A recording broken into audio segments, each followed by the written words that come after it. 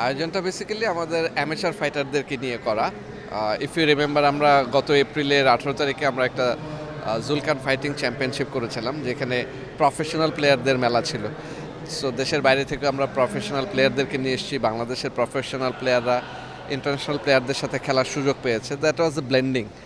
So professional লেভেলে player যদি পেতে হয়, তাহলে তার নিচের লেভেলটা মানে অ্যামেচার লেভেলে একটু ফোকাস করাটা বেশি প্রয়োজন। সো আমাদের এটা দ্বিতীয় প্রচেষ্টা অ্যামেচারদেরকে নিয়ে কাজ করার। This is beat down 2।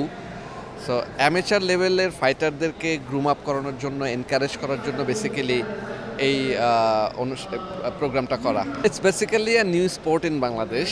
মানে এখনও অতটা জনপ্রিয় হয়েছেনি, বাট আমাদের এই প্ল্যানটা বেসিক্যালি আমাদের ম্যানেজিং ডিরেক্টর স্যারের মাথা থেকে এসছে।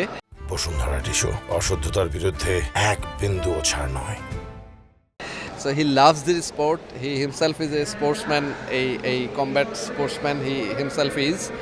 তো উনি এই স্পোর্টটাকে খুব পছন্দ করেন এবং উনি বুঝতে পারছেন বা ফোরকাস্ট করতে পারছেন যে বাংলাদেশে এটা নিয়ার ফিউচার এটা অনেক বড় একটা ইন্ডাস্ট্রি হতে যাচ্ছে, অনেক জনপ্রিয় হতে যাচ্ছে এই স্পোর্টটা। সো এবং হয়তো ওনার একটা প্যাশনও আছে এটার পেছনে। সো সেখান থেকে এই স্পোর্টের সাথে কাজ করা শুরু আর কি আমাদের। অনেক ভালো সাড়া পেয়েছে প্রথমবার থেকে। এবার আমরা অলমোস্ট 50% বাউট বেশি, এবং যারা দর্শক যারা আছে তারাও বেশ ভালো আমরা সাড়া পাচ্ছি। আপনিও দেখতে পাচ্ছেন ক্রাউড ইজ ভেরি গুড। তারপরে যারা পৃষ্ঠপোষক হিসেবে যারা আছে, এরকম যেমন এইবার একজন স্পন্সরও করছেন, ক্রিস্টাল ইন্স্যুরেন্স। সো আমি প্রথম বিট ডাউন থেকে দ্বিতীয় বিট ডাউনের সাড়া বেশ অনেক ভালো। সো আশা করছি এটার প্রসপেক্ট অনেক ভালো এবং গ্রোথ অনেক ভালো হবে।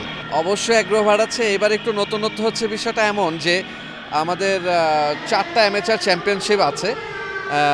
মানে 4টা না, সরি 8টা অ্যামেচার চ্যাম্পিয়নশিপ আছে। মানে হচ্ছে ওখানে 4 জন ফাইটার খেলবেন। সো সেমিফাইনাল খেলার মতো ফুটবলে 2 জন ফাইটার ফাইট করবে, যে জিতবে সে ফাইনালে চলে গেল। আবার অপর এন্ডে 2 জন ফাইটার ফাইট করবে, যে জিতবে ফাইনালে চলে গেল।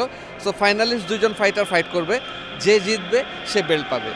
সো এটা একটা টুর্নামেন্টের একটা ভাইব দিচ্ছে, একটা ফ্লেভার দিচ্ছে। এটা ওদের ভেতরে আরও একটু বেশি আগ্রহ বাড়াচ্ছে। তবে একটু টাফও বিষয়টা, মানে একদিনে 2টো ফাইট করা, it's not a joke actually. So সেই দিক থেকে একটু চ্যালেঞ্জও আছে। So they are up for this challenge.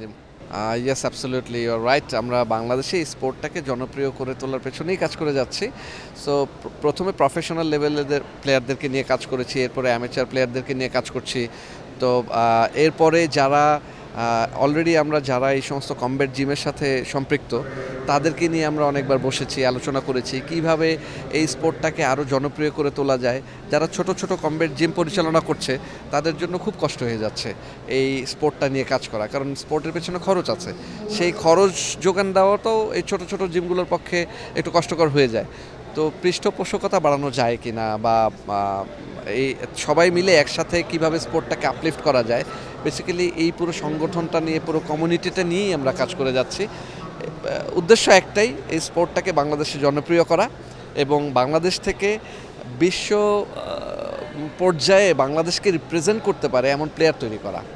এটা তো একদমই অনস্বীকার্য যে বাংলাদেশে স্পোর্টস, একমাত্র স্পোর্টস চ্যানেল টি স্পোর্টস, এবং টি স্পোর্টস সকল খেলাকে যেভাবে প্রমোট করে যাচ্ছে বাংলাদেশের দর্শক। এখন আমরা যেমন আগে একটা স্পোর্টকে দেখতে হলে আমাদের একটা বিদেশি চ্যানেলের জন্য অপেক্ষা করতে হতো, সেটা এখন করতে হচ্ছে না। টি স্পোর্টসে আমরা দেখতে পাচ্ছি সব ধরনের খেলা, বিশ্বকাপও তো দেখলাম টি স্পোর্টসেই।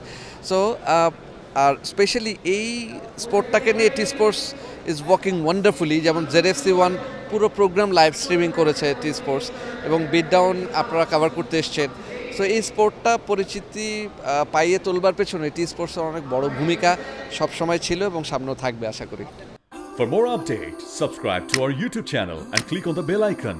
Follow us on Facebook and Instagram. Download T-Sports app to enjoy exciting games and highlights. Visit tsports.com.